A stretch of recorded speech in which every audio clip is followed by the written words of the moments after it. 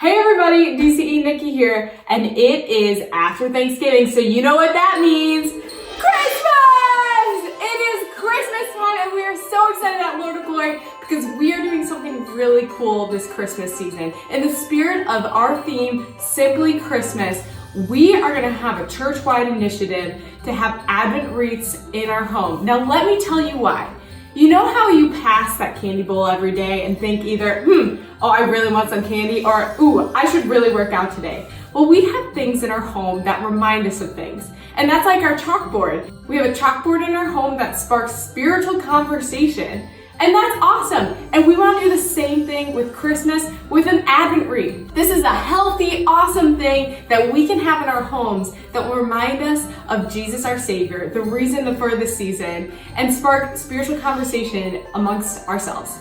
So to help us remember that, we're going to have Advent wreaths in our homes to remind us of Simply Christmas, Simply Jesus. Now I'm sure you're thinking, that's great, but Nikki, how do I make an Advent wreath? Well, I'm glad you asked. Let me show you a few ways that I made some using the things in my home.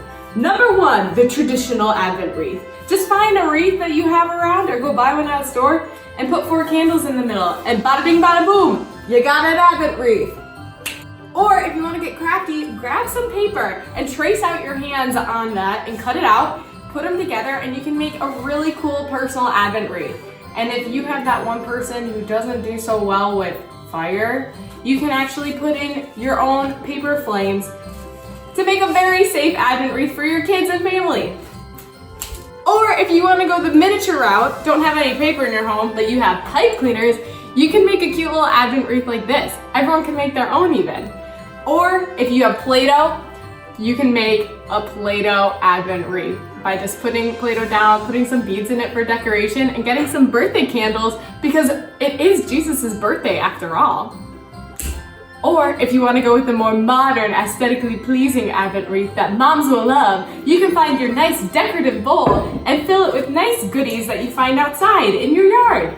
And then put some pine cones in there, spray paint them, find these little electric candles, and you got another Advent wreath! That is very good with your home decor.